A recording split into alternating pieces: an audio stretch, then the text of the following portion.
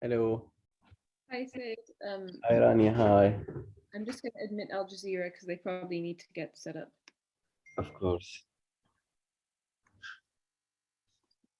Jazeera is already here. Hello.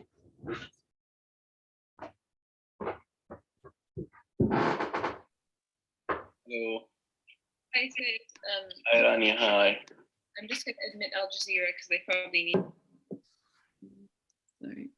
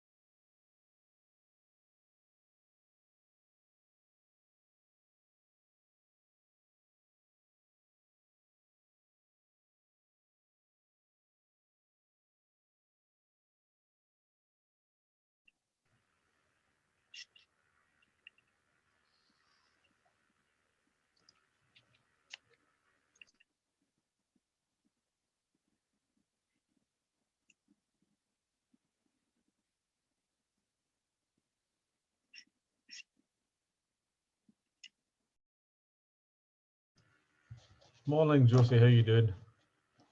Good morning, Brandon. I'm very well, thank you. How are you? Fine. It just fix my camera. Fantastic.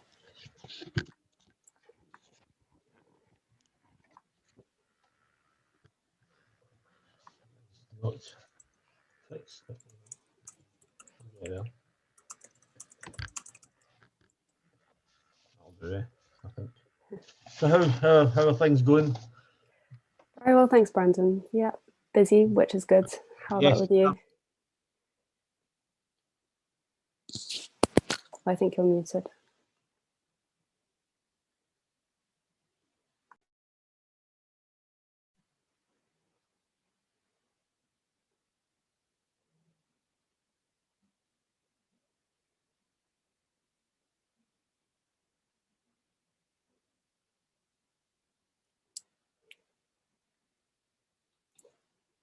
I think we're just waiting for other speakers to join and the rest of the attendees from the press as well. So maybe a few more minutes before we can start. Good morning. Good morning, everyone. Hi, Sayed. Hi. It seems Najah is here as well. Hi, Brandon. How are you? I'm absolutely great. Thank you. Yourself? Yeah, I'm so well. Thank you so much. Thank you. And thank you so much for making it as well. So. Oh, no. My pleasure. Absolutely no bother at all. So what's the order things are going to happen in? Just to give me a wee. Of course. I believe, first of all, hi, Najah. It will be Najah's intervention to begin with, then Lord Scriven, and then yourself, Brendan. And then after you, we'll have Bill, Harriet, and lastly, Sayed. Okay. And how long do you envisage it running? In 1 hour until 1 hour. 11. Does that work for you? Yeah, it's fine. I've booked out an hour. Perfect. I've got Yeah, a meeting on Yemen at 11, so that will be perfect. Perfect. Yeah, there'll be about 20 minutes for questions from the press at the end. Good. So basically, what I'm going to say is basically what I sent to you yesterday, and just my disappointment that F1 have chosen to turn a blind eye and a deaf ear to. Yeah. They can't pretend to not know what they now know, and they are complicit. The knowledge they have, they are complicit in what's happening, and they've chosen to put themselves front and center of this. And I advise them to follow Lewis Hamilton's example. Absolutely. That sounds excellent. Okay. Good morning. Morning. Hi, good morning. Morning, Paul. Morning, Brendan. Good morning, Paul. Morning, Saeed. Morning, everybody. Morning. I guess I could have. I've done something in 5. I was thinking, the earlier one we could have possibly established, if to make a little bit of here we are coming up later. Yeah. We're going to hear from all these folk, but in the meantime.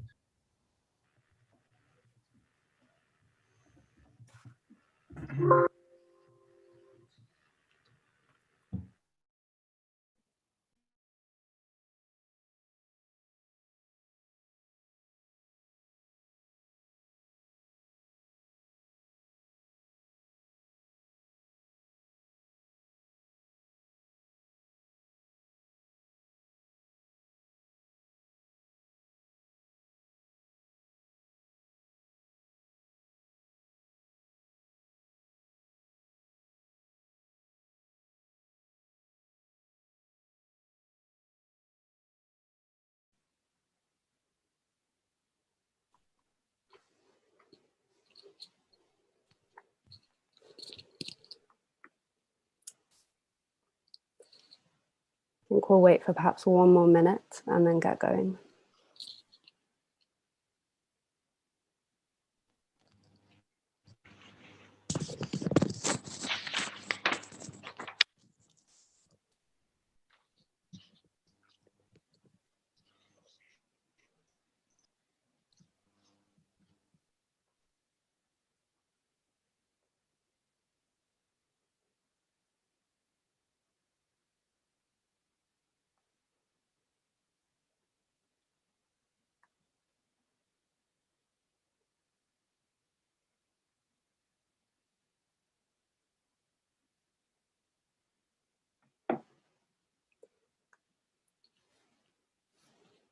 Good morning, everybody. For those who've just joined, we'll be starting at 10 o'clock.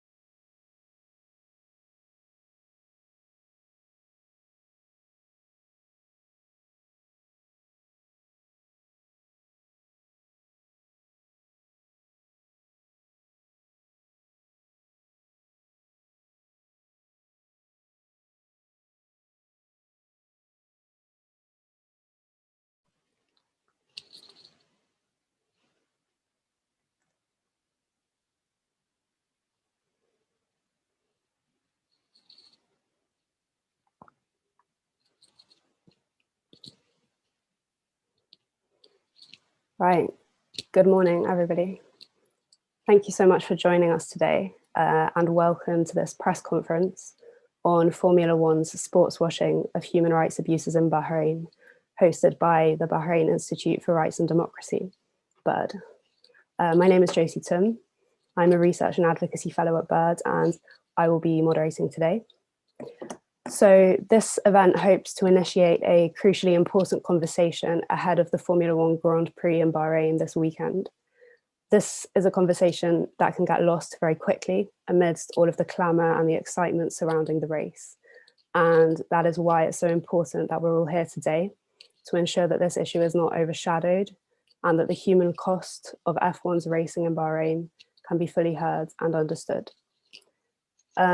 A warm welcome to media representatives today from The Times, Sky News, Associated Press, Al Jazeera, Vice News, ARD TV, and to others. I know that we have others, and apologies for anybody I may have missed. Very warm welcome to everybody. We're fortunate to have an exceptional panel of speakers with us this morning.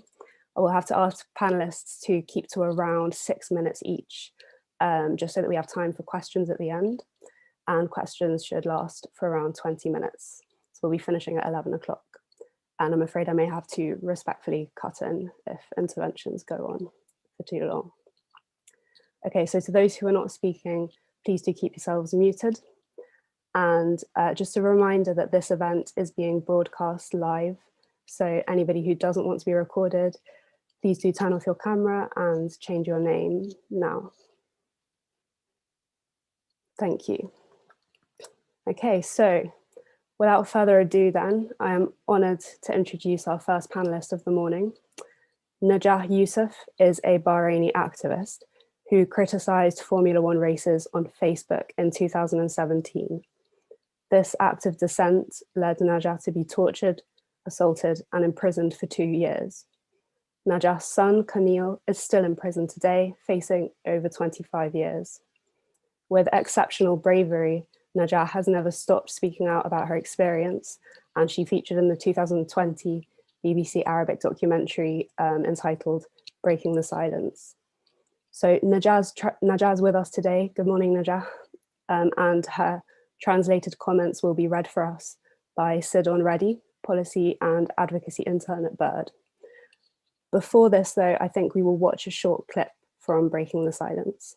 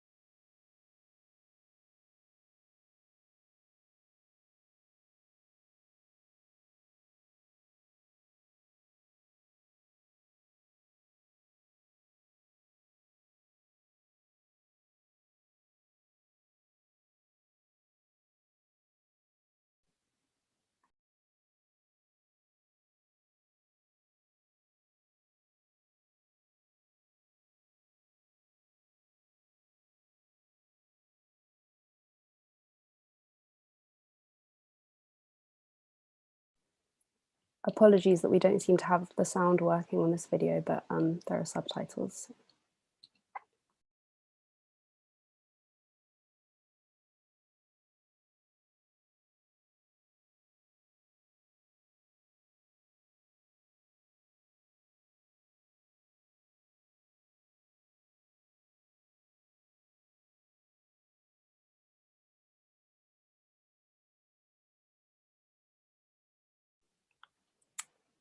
That was Najah in the BBC Arabic documentary Breaking the Silence. And now I think Sidon will read Najah's comments for us. Sidon, please go ahead. In 2017, I went through the most horrific experience of my life. My only offence was posting criticism of F1 on social media. In the West, this is not a crime, but an expression of free speech protected by law. But in Bahrain, it's enough to see you tortured and thrown in jail for years. Thanks to international pressure, I was released in August 2019, and soon after, the UN declared me arbitrarily detained and called for me to be compensated. F1 promised they would help me, but to this day, I have not received justice and continue to face harassment from Bahrain because I refused to remain silent about my ordeal. Not only was I fired from my public sector job, but the government has gone after my son. He was just 16 when he was arrested, but now faces 27 years in prison. When Amnesty International looked into his case, they called his prosecution a reprisal for my activism and called for his immediate release. Since the decision from the UN, F1 has made no attempt to meet with me. I'm still unemployed and I'm not even allowed to apply for public sector jobs because of my criminal record. I've lost faith that F1 will ever help me to get justice. For us Bahrainis, this is about more than just a motor race. This is about companies coming to Bahrain and giving the government a stage to show how modern and progressive they are, while protesters are shot down in the streets. It's about companies boasting how proud they are to partner with Bahrain, while children are thrown in jail because their mother dares to speak out. Enough is enough. I'm speaking with you today at great personal risk. I don't know what could happen to me, but for my son's sake, I will not be silenced. My family has suffered enough. I just want my son to come home.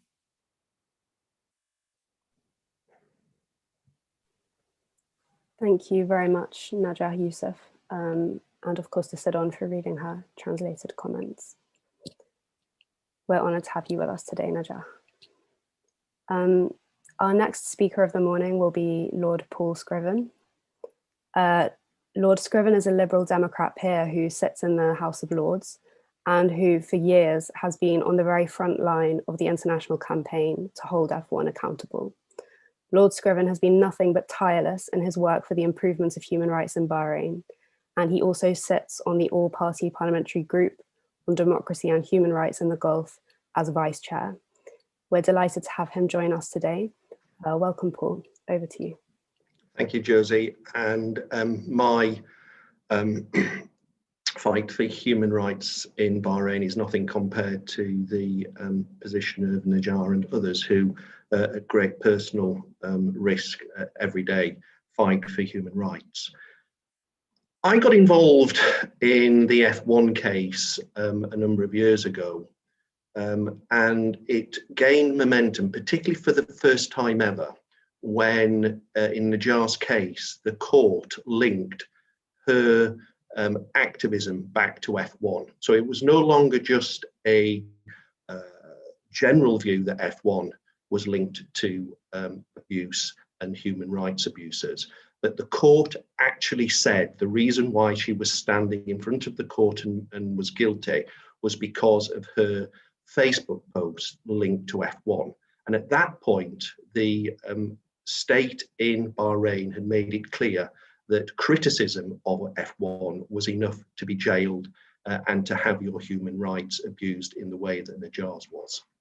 So F1 cannot say that it isn't directly implicated in the state using its race to bring about human rights abuses. And at that point, I then wrote to the Consul General of F1, Sasha Woodward Hill, to seek a meeting. And the initial meeting was helpful, and she promised to go away and look at issues. It then became clear over a number of months, nearly a year, that F1 only wished to look at this when the Bahrain race is coming up or is imminent, and then it does what it has done for generations, and that is turn a blind eye to human rights abuses. So I received, my last response from F1 was back in September 2019, when they promised to raise the UN Working Group ruling on Najjar's case with the Bahraini authorities. That was after I had laid before them the ruling of the UN Working Group. And it highlighted the report's findings and recommendations to redress and request that they consider these in detail, including the compensation that Najjar has talked about.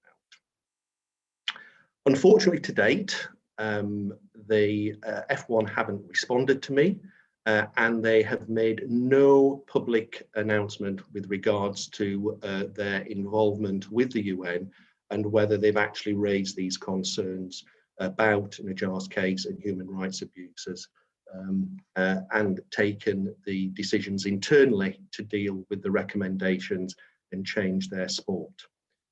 It seems to me that there is finally a chink of light in the fact it is not the leadership of F1 that has decided to stand on the side of human rights rather than a multi-billion-pound bottom line business deal, that Lewis Hamilton has decided to raise such issues and to make it clear that he will raise the issues when in Bahrain.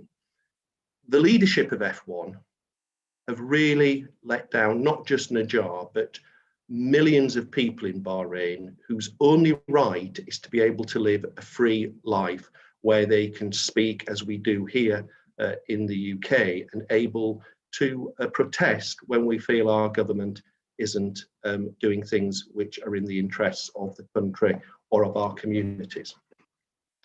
I think F1 is now at a crossroads, and the crossroads very clearly is this. The leadership of F1 have to decide, is their £5.7 billion business the most important thing to them?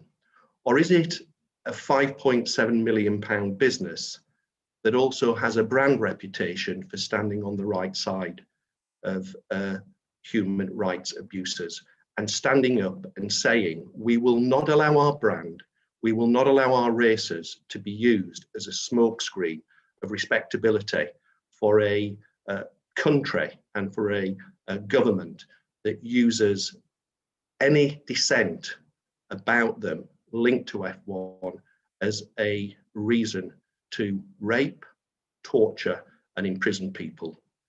That is the challenge to F1, and it has to make a decision.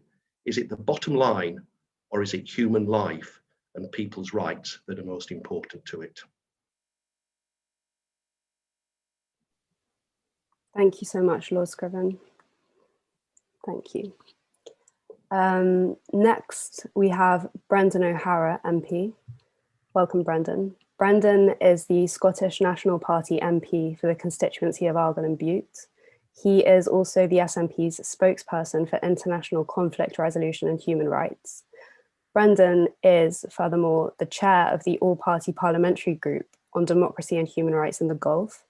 And for over a year now, he has spearheaded the group's many initiatives within Parliament to scrutinise the role of the British government and of businesses in human rights violations in the Gulf. Thank you, Brendan, for joining us. Thank you, Josie, and thank you to everyone at BIRD for organising this event today. It's hugely important. And as you say, Josie, I have for the last year repeatedly called out the UK government for the way that they have failed to accuse and call to account their friends in Bahrain for their continued serious human rights violations. Both on the floor of the House and in numerous letters to the Foreign Secretary, I've been extremely critical of the UK for turning a blind eye, or in some cases being complicit in the suppression of Bahraini democracy, simply to advance its strategic influence in the Gulf. I am hugely disappointed, therefore, that F1, despite the overwhelming evidence they have in front of them, have chosen to follow the UK government's lead and turn a blind eye to these well-documented human rights in Bahrain, simply, as Paul says, to maximise their already massive profits. And I think Formula One should understand that this situation is not going to go away. It's going to come back year after year, for as long as they choose to bury their head in the sand and pretend that what is happening in Bahrain has nothing to do with them and is someone else's problem, this will come back year after year. And I am delighted that 60 parliamentarians have signed the letter to Formula One this year. It's more than last year, and I confidently predict, that as a light is shone on the involvement of F1 in Bahrain, that even more will sign that letter in subsequent years. We have heard Najah's testimony, and I commend her incredible bravery, not just in standing up to Formula One at the time, but in joining us today. To be tortured, imprisoned, to lose your job, to have your family harassed and intimidated, all for speaking out against Formula One coming to Bahrain, it simply beggars belief. And Formula One, F1, can now no longer pretend that they don't know. They can no longer pretend that they haven't heard the cries of the Bahraini people. They cannot deny the deteriorating human rights situation in Bahrain, because having been made fully aware of that situation, they cannot continue to bury their head in the sand and hope this problem will go away, because the reputational damage to Formula One will simply increase. 10 years ago, F1 cancelled the Bahrain Grand Prix following the brutal suppression of the Arab Spring uprising. A decade on, nothing has changed. Human rights abuse continue. In many cases, indeed, they are worsening. Yet Formula One is back as if nothing happened. In December, F1 dismissed the concerns of parliamentarians, insisting that their partnership with Bahrain was helping improve human rights for ordinary Bahrainis. There is absolutely no evidence of this, and it has to be dismissed as just an excuse for them to continue racing. And so it's simply not good enough for F1 to say that human rights and the situation has nothing to do with them, because Najah has proven it has everything to do with them. And by embracing the Bahraini regime as they do, as Najah absolutely rightly pointed out, they are giving legitimacy to that regime and its behaviours. And I think F1 has chosen to put itself front and centre of the situation in Bahrain. And I echo what Paul said, and I urge them to follow the lead of Lewis Hamilton, who's recognised there is a consistent and massive problem with human rights in Bahrain, and that he would work towards positive change in that country. If the greatest ever F1 champion can see it, why can't the sports governing body see it? As parliamentarians, we will continue to shine a light where the Bahraini regime, the UK government, and F1 do not want a light to be shone. We will continue to give a voice to people like Najah, who have no other outlet to expose the brutality that they face day in and day out, and the problem of human rights in Bahrain. And unfortunately, as it stands right now, F1 are part of that problem. Brendan O'Hara MP. Thank you so much, Brendan. Next up, we have on our panel Bill van Esveld, who is the Associate Director of the Middle East Child Rights Division at Human Rights Watch. Bird was fortunate enough to work closely with Bill on the cases of 13 children who were detained in Bahrain just last month, including children arrested for having protested against F1 races in November. And I believe Bill will touch upon this further. Welcome, Bill. Over to you.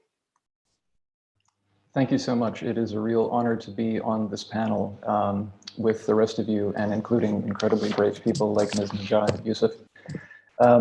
Human Rights Watch has been calling on Formula One for years to take its human rights responsibilities in Bahrain seriously. And as Josie said, I'd like to share the latest examples that we have documented along with Bird of why it is so important for Formula One to do so given the types of abuses that even children are suffering in Bahrain. These 13 children who were arrested around the 10th anniversary of the Arab uprising in Bahrain in mid-February were subjected to gross abuses of children's rights at every stage of their interaction with authorities.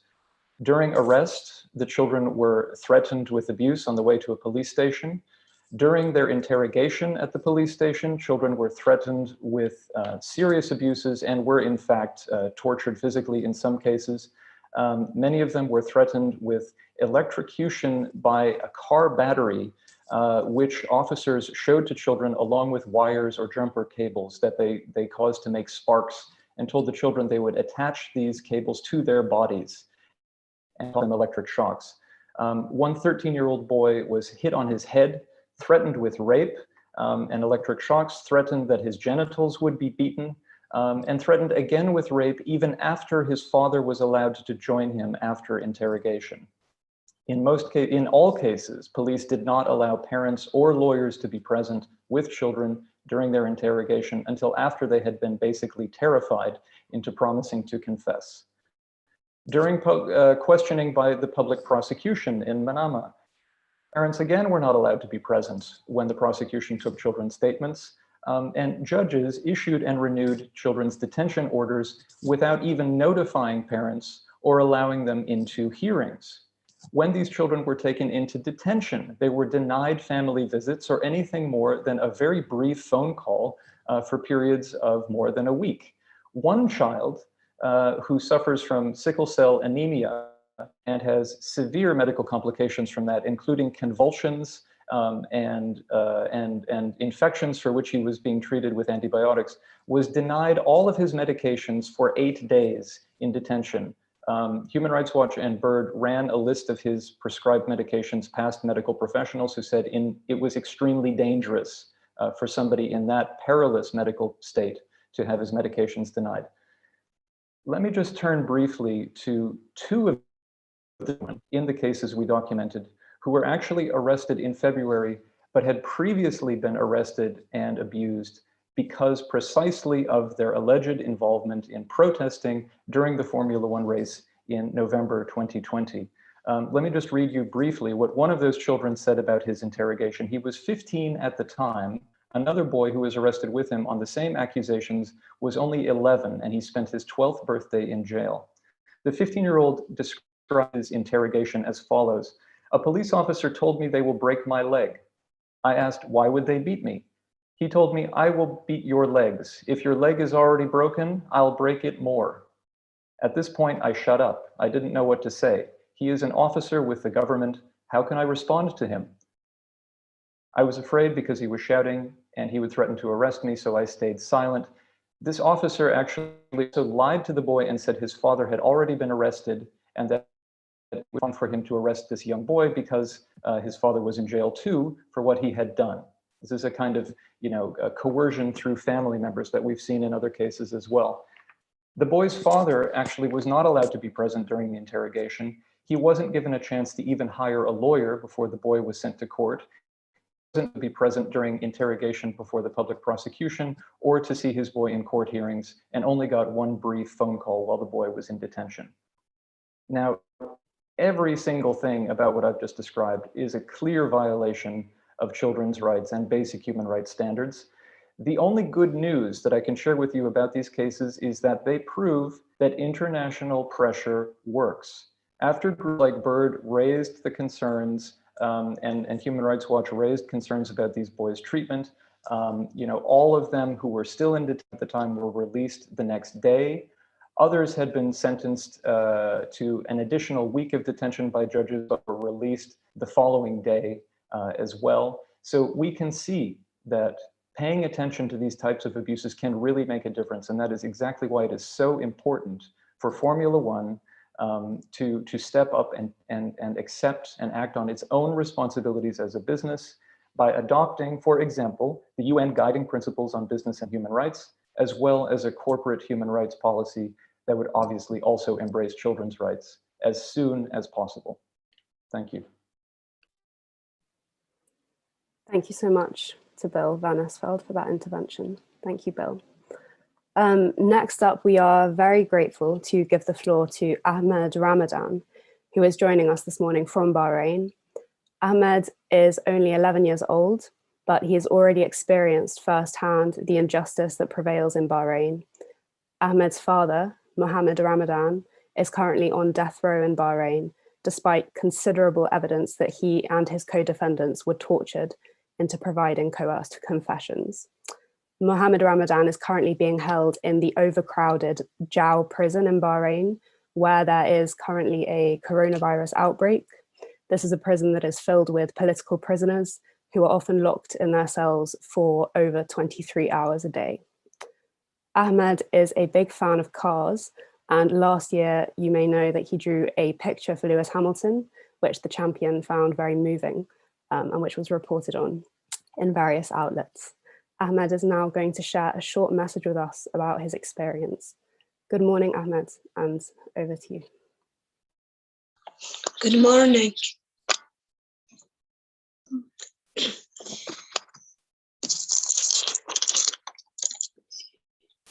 My name is Ahmed Mohammed Ramadan and I am 11 years old. For most of my life, my dad hasn't been at home. This is because he's on death row in Bahrain for a crime he didn't commit. The last time my dad picked me up from school, I was only 4 years old. My brother and sister were too young to remember. Every time I see other kids living with their parents, it makes me sad. I can only see my father through a glass window at the prison. Because of coronavirus, I haven't been allowed to visit him for a year. When I heard that my champion Lewis Hamilton read a letter from my dad last year, I was so excited. He's my favorite driver ever. And I always drive as him on my real racing game.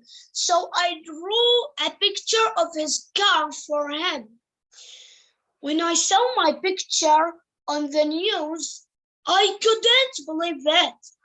It was the first time my dad could see my drawings since he went to prison. When I spoke to him, he told me how proud he was. I told him how much we miss him and how we want him to come home. It gives us so much hope that people across the world have heard about my dad. We still pray that we will hug him again one day at our home. Thank you.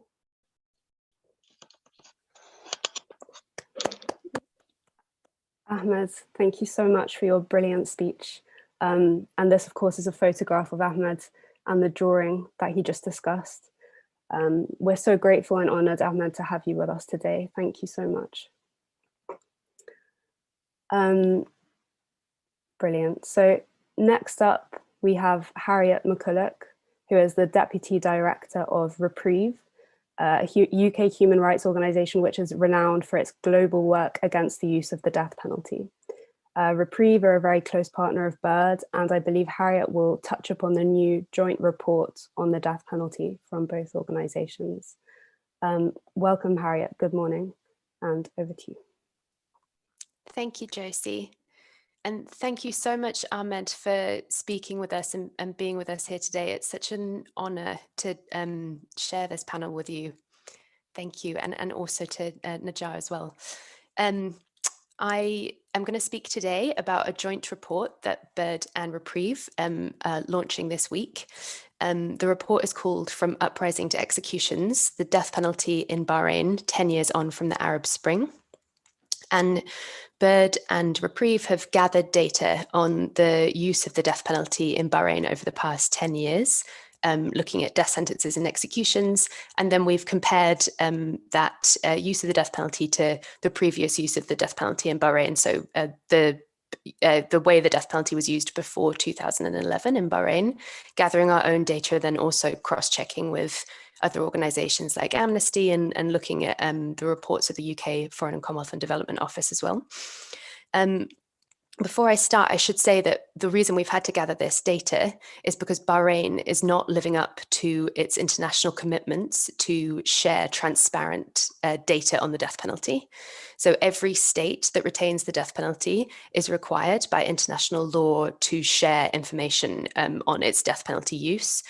So basic data is meant to be released about death sentences and executions, and Bahrain does not do that. So any errors in the data are attributable to the fact that we don't have the official public data that we should have. So we're relying on media reporting, and then also the incredible bravery of activists and death row prisoners who have shared information with us and to whom we're very grateful. 10 years ago, Bahrain carried out an extremely violent and punitive response to largely peaceful pro-democracy protests known as the Arab Spring. And since, in the 10 years since that, Bahrain has been celebrated by the UK government, most notably, and others, as making progress on human rights. So there's been reform, apparently, and improvements. So that's what we've been told over the past few years. And I want to set out some data about the death penalty that suggests that that is, at best, incomplete, and at worst, a disingenuous assessment of the human rights situation in Bahrain. And I think tallies closely with the information that my colleague from Human Rights Watch shared as well. So since 2011, death sentences in Bahrain have risen by 600%. Execution rates have risen by 20%. Bahrain publicly says, and recently, that its use of the death penalty is rare, but actually the per capita use of the death penalty in Bahrain in 2019 is comparable with that of Iran, one of the world's top executioners. The number of people on death row facing imminent execution in Bahrain has risen by 2,500%, from one person in 2010 to at least 26 people in 2021. All of those 26 people could be executed at any time and without warning. And in executions in 2017 and 2019, the authorities gave no notice in breach of international law. On the 23rd of April 2019, Bahrain's close ally Saudi Arabia carried out a mass execution of 37 people with no warning. There is a serious risk that the same could happen to the 26 people facing imminent execution in Bahrain if no action is taken by Bahrain's allies and businesses with influence like Formula One. Torture is endemic. Over 80% of people executed in Bahrain since 2011 were convicted of terrorism and raised torture allegations.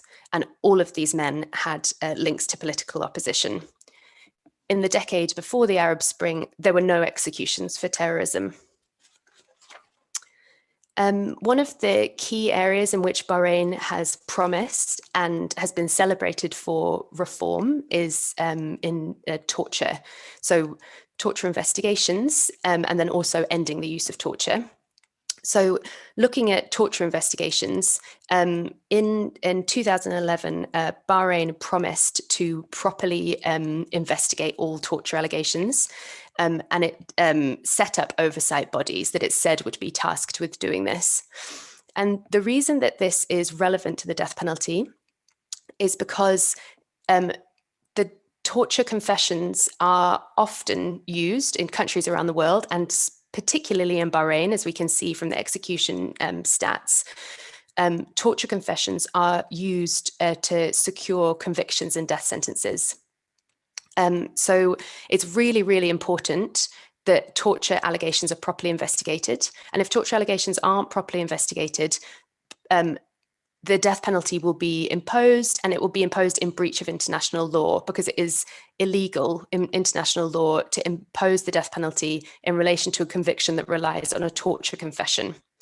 So it's really, really important in terms of holding Bahrain to account for its use of the death penalty, that Bahrain is properly held to account for the fact that it is not properly investigating torture confessions, and the courts are not excluding torture confessions. And this is really clearly illustrated by the case of Ahmed's father, Mohammed Ramadan, and his co-defendant, Hussein Musa.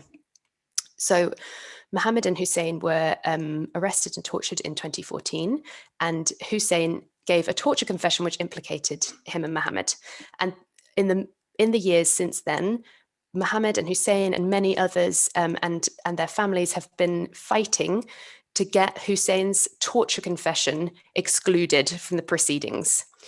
Because without that torture confession, there is almost no evidence against Mohammed and Hussein. And we strongly believe, after thorough assessment of the case and also many consultations with international experts, that if Hussein and Mohammed were tried on the basis of the evidence that exists that is not the torture confession, which is minimal and easily discredited, that they would not be convicted and they wouldn't be sentenced to death. So in other words, they shouldn't be in prison. They should be acquitted and released.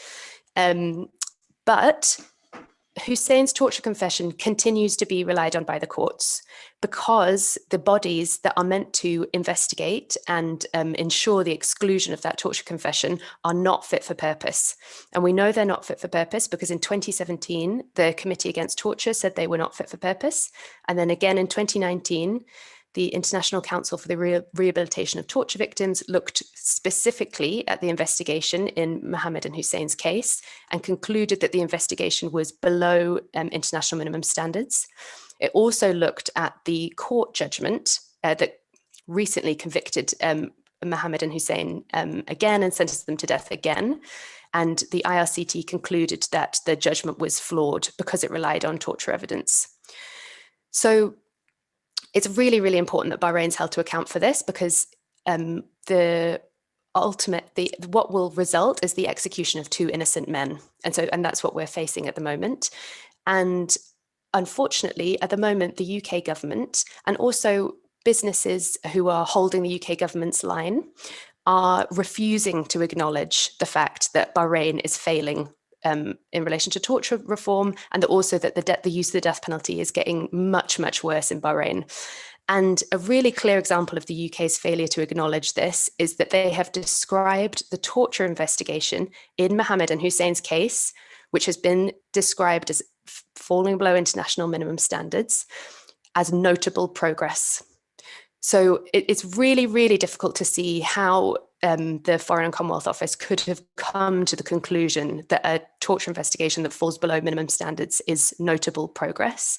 And I think, we really need to question that and ask them to explain how they have come to this assessment, because the reality of the death penalty in Bahrain is that it is getting worse, that there is a death penalty and torture crisis, that many of the people facing the death penalty now have links to political opposition and have been convicted and sentenced to death in terrorism cases and have raised torture allegations. And those torture allegations cannot be properly investigated because the bodies set up by Bahrain and funded and trained by the UK are not fit for purpose. Thank you. Harriet, thank you so much. Thank you very much. Next speaking will be Sayed Ahmed Al-Wadeh. Sayed is the Director of Advocacy at the Bahrain Institute for Rights and Democracy. He is a human rights defender who has faced brutal persecution by the Bahraini authorities for his outstanding work to shed light on Bahrain's abusive nature. Sayed is also winner of the Index on Censorship 2019 Freedom of Expression Award and was instrumental in the mediation with Formula One in 2015 that led them to adopt their human rights policy. Sayed, good morning and welcome. Over to you. Good morning. Thank you so much, Josie. I'm really honored and feel privileged to be here. I wanted to start by reminding everyone of the history of what happened and what led us to what is happening today. So this year marked a decade since F1 cancelled the Bahrain Grand Prix, when the government violently crushed the Arab Spring pro-democracy protests in 2011, killing dozens of peaceful protesters. Thousands were arrested, including myself, and was subjected to severe torture. The cancellation was a big loss for Bahrain's government, as the Grand Prix provides an excellent opportunity to smartwash their dismissal rights record. However, while F1 returned to Bahrain the following year, popular protests against the race have continued. Desperate to project an image of normality to the world, Bahrain police have routinely suppressed these protests with violence. In 2012, Salah Abbas was shot dead by the police at a protest on the eve of the race. While his 5 children will never see their father again, his killers have never been brought to justice. I am still moved when I remember the crowd at his funeral. The same year, I was also shot by the police with bear shot and tear gas for joining similar anti-F1 protests. I realized I was no longer safe. It was no longer safe for me to remain in Bahrain. And 2 months after the race, I left my country forever and became a refugee in the UK. 3 years later, my home birth nationality was arbitrarily revoked, rendering me a stateless person to this date. Tragic events like Salah's murder and systematic human rights violations linked to the Grand Prix led Americans for Democracy and Human Rights in Bahrain to lodge a complaint against F1 in 2014 with the UK National Contact Point. After looking into the abuses linked to the F1 presence in Bahrain, the NCP found that our complaint merited further investigation. This marked the beginning of a long mediation process with F1, which I took part in. After many months, F1 finally announced that they would implement a human rights policy for the first time, which was formally adopted in 2015. While the new policy seemed like a step in the right direction, 6 years later, it has become clear that this policy simply does not work. Until today, we're still seeing a protest against F1 violently suppressed and the critics of the race thrown in prison, while F1 management bury their heads in the sand. We have heard from Najah about the horrific experience she went through in 2017. Hearing her testimony firsthand from her prison cell remains one of the hardest calls I ever had in my career in human rights. While F1 promised to raise her case, she still received no compensation, and authorities continue to harass her family for exposing her own the abuses herself been subjected to. My mother-in-law, who is also with us here, has also suffered because of her relationship to me. I am sad to say that her son, my brother-in-law, Sayyid Nizar, remains in prison after being tortured when he was just 18. Instead of going to the university, he is spending his youth behind bars. This is the risk we face in Bahrain for speaking out for human rights. Every time we engage with F1 on these issues, we always hear F1 are working with Bahrain to improve the situation in the country. But F1 has now been racing in the country for 20 years, and the government has only become more repressive. However, where F1 has failed, others have taken a stand. By recognizing the F1's massive problem with the human rights, Sir Lewis Hamilton has shown how F1 could have a positive effect in Bahrain. No business relationship, no matter how lucrative, should become human rights. This means we have to call out the human rights abuses, even when they are committed by business partners. It is clear that F1's current human rights policy is nothing more than a piece of paper. This is why almost 60 MPs and over 20 leading rights groups are calling on F1 to launch an independent inquiry into these abuses. So people like Najah Youssef and Salah's children can finally get the justice they deserve. Thank you so much. Thank you so much, Sayed, for your intervention and for closing off the speeches from our excellent panel this morning. Just before we move on to questions, I'm happy to announce that a great supporter of the human rights struggle in Bahrain, Brian Dooley, who is with us today, will, I believe, give a few short closing remarks. Brian is a senior advisor at the US-based NGO Human Rights First. He previously served for 8 years as an advisory board member of the Gulf Center for Human Rights. Thank you very much. All right, that's Brian, good enough of morning. an intro. Please go All right, ahead. good enough. Thanks very much. We signed the letter Human Rights First, and I've been working on Bahrain, covering human rights abuses there for 10 years. I just want to make a slightly different point. I agree with everything that's in the letter and everything that the others have points that the others have made about F1's responsibility towards human rights in Bahrain. I'd also make a slightly separate point, which is for journalists who are covering the race and who get to go to Bahrain, that access is rare.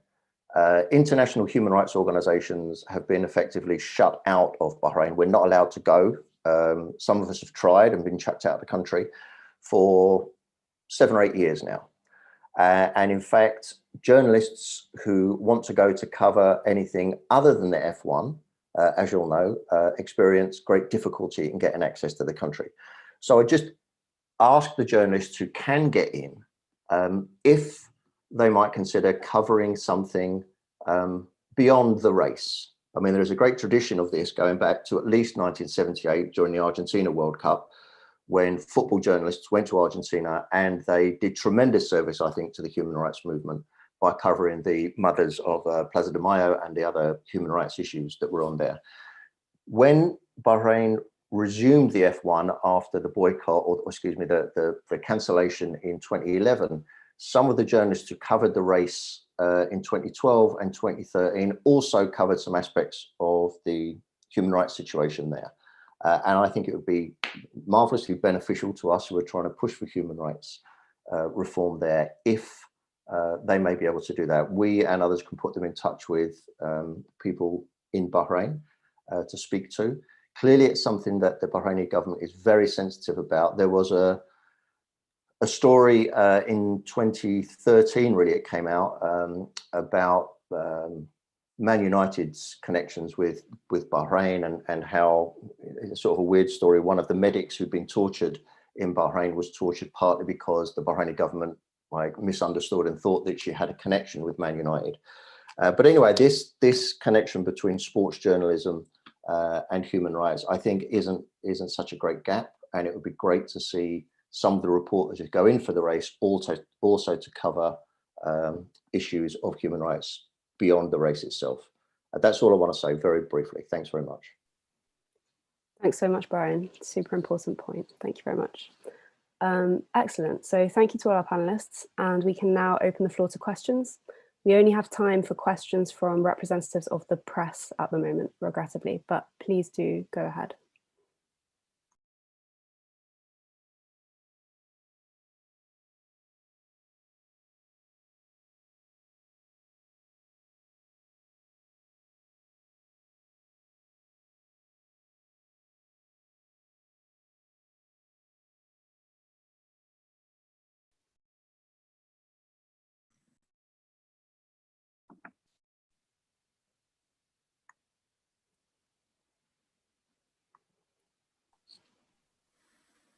Can I put a question, please? Please do, yes. I'd like to thank all the panelists. I think they have done excellent job. And also thanks to Bert and Said Lodai for this timely webinar or seminar. But my question is, we know that Formula One, regardless of what is said, gets some instructions, not much, but there are instructions from the Foreign Office here. We had met with Bernie Ecclestone some years ago during our protest outside the F1. and of course, he was trying to deny that there are any deals with the government of Bahrain. We know that they are paid $40 million to hold the race. Now, my question is whether any pressure can be put on the British government to take some action in regards to this race, which is clearly meant to clean up the image of the regime. Thank you, Dr. Said, very much. I'm just going to put your question on hold for now because I noticed that I did miss some members of the press. I'm so sorry. Jerome, I believe you raised your hand. Would you like to go first? Yeah, hi. I was just wondering, when was the last time you had anything in terms of a response from F1 that was constructive since 2015? Because as Said said, their commitment seems to be on paper. I was just wondering, have you had anything from them since 2015 that was at all constructive?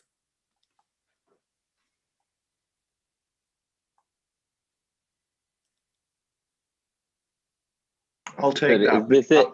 Yeah, please go ahead, Paul. Yeah, I mean, Thank you.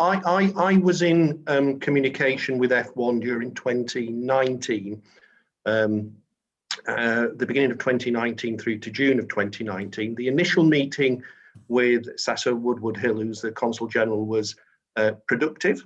It was a face-to-face meeting. She offered to investigate. We then got through to June in 2019, after the race had been held. We gave further evidence about what the UN had said about particular cases in there, particularly in Najjar's. She promised to take it forward, and since then there's been communication silence, even though I've written a couple of times asking for an update. So and one initial meeting in early 2019, and then they've just refused to engage further. Thank you, Lord Scriven. Did anybody else want to come in? May I add just a quick point on this? Thank you so much, Jerome, on very important point. That just last weekend, 40 MPs wrote to the Formula One management asking them whether they would be able to meet before Bahrain race. To this date, it's been ignored, and now 61 MPs are fully backing this call, or calling on Formula One to start launching independent commission of inquiry. Thank you. So there is a complete absence since November last year.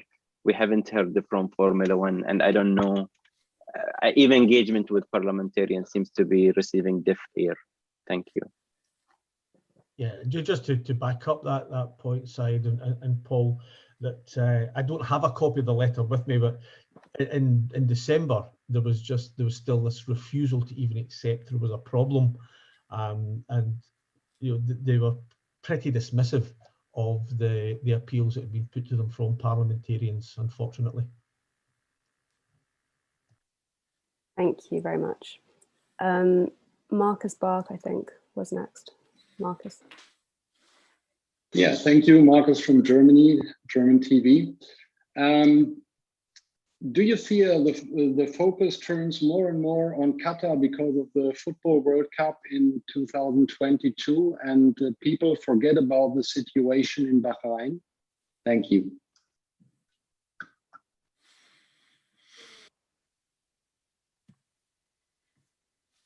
Which one of our panelists would like to take this question?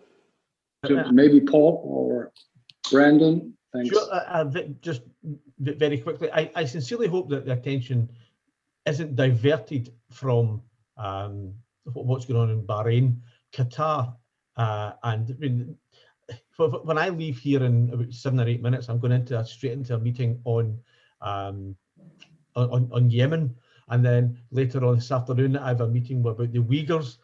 So that there are human rights abuses all over the world, and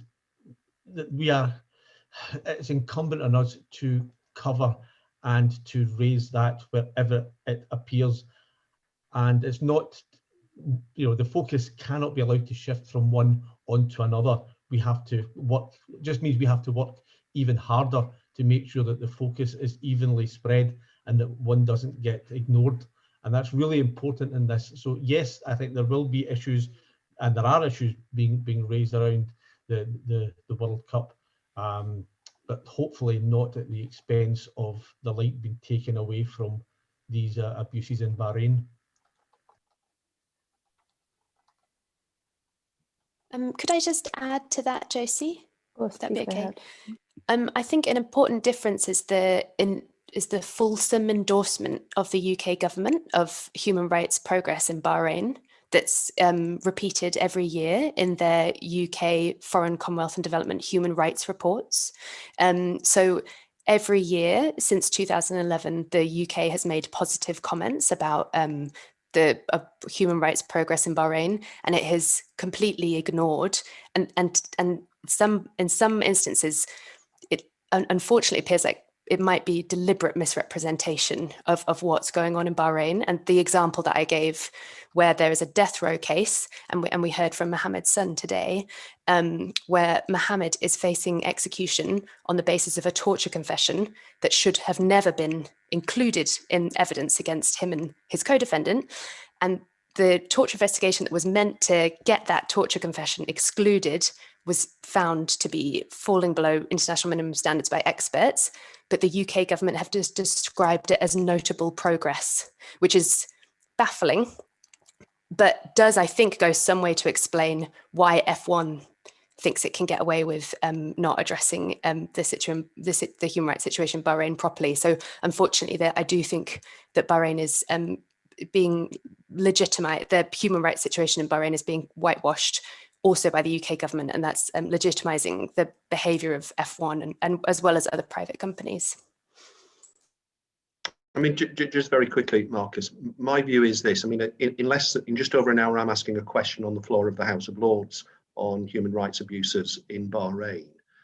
The World Cup is a one-off event every 4 years, and clearly some of the focus will be on Qatar and will be on the World Cup. However, human rights abuses don't go away in Bahrain unless the government changes things. So we're in this for the long run with Brendan, with Najjar, and with many others, you know, Human Rights Watch, Amnesty International, Bird. We're here for the long run. So F1 may think that the focus and the spotlight will go away, but until they change their practices and show that they're not just got a policy, but they're acting on that policy and they're doing the correct thing, then we will continue to pressurize F1 to do the correct moral issue, as well as actually, I think, the correct business issue, because it's bad business to continue to side and defend human rights abuses.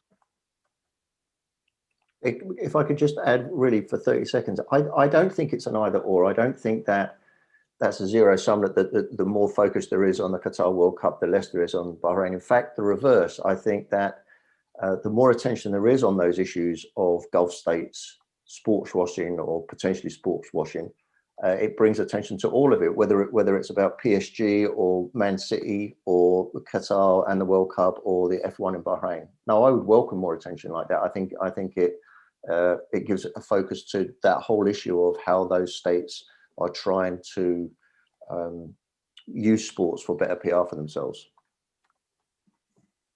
Thank you. I think Oscar Rickett next had a question as well.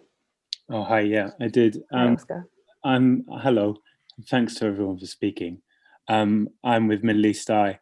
I mean, actually, I was going to ask Bird what, if you had contact with Lewis Hamilton recently, or what your last contact with Lewis Hamilton was. I wanted actually, though, just to pick up on something that Paul Scriven just said,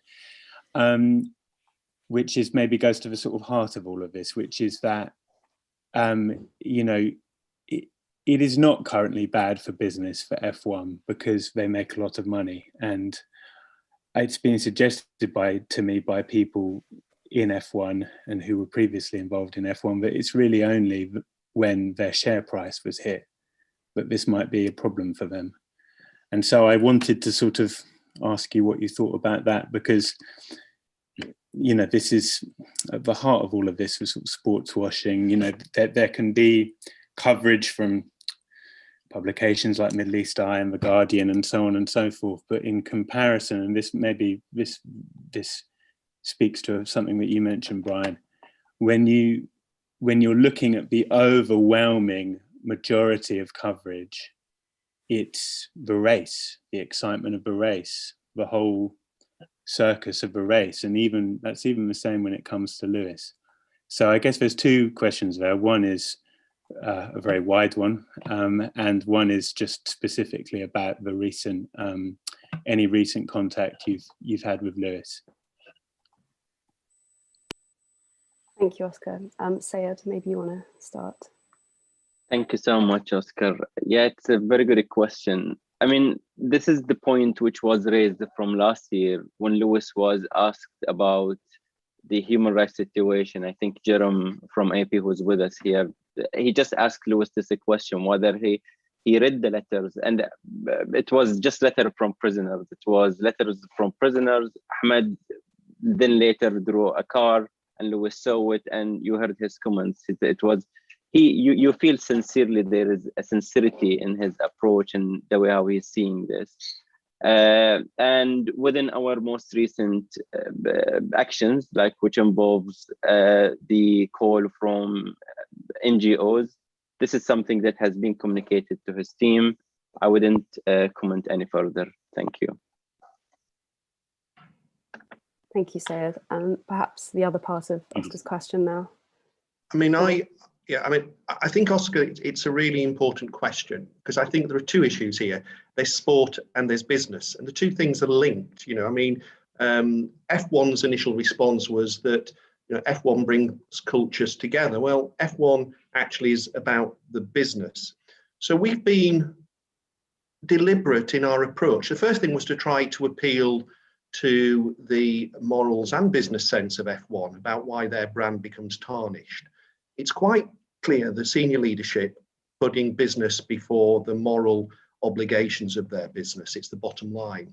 We've always said, though, that if they didn't listen, we'd do what we've done elsewhere, such as the Windsor Horse Show, where we've had some success, is we would go for those who participate, such as Lewis Hamilton, but also the sponsors. The sponsors have a moral duty here as well, and the consumers who maybe at the moment don't understand how some of those brands link to human rights abuses. So, you know, we are putting on notice sponsors as well, that they have an obligation. If not, we will shine spotlight on their sponsoring events which have human rights abuses, and we will appeal directly to their consumers.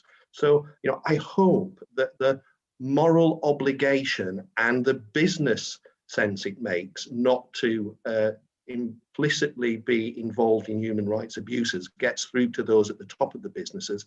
If not, we will put the spotlight on sponsors and appeal directly to their consumers. Because at the end of the day, if the moral arguments don't make the case, then we will make sure that the business arguments and consumers make the case to the people who are sponsoring this. Thank you, Paul. Cheers. Have you in fact been in touch with any sponsors of F1? Not at the moment. The approach was, we've been very clear, leadership, significant players such as Lewis Hamilton, and then sponsors. It's you know, so the sponsors now are on note. You know, think before you put your name next to an event such as the F1 in Bahrain. Okay, thank you. Thank you. I apologise, we're running very slightly over, but just before we close up, I wanted to check if there were any other questions from the press.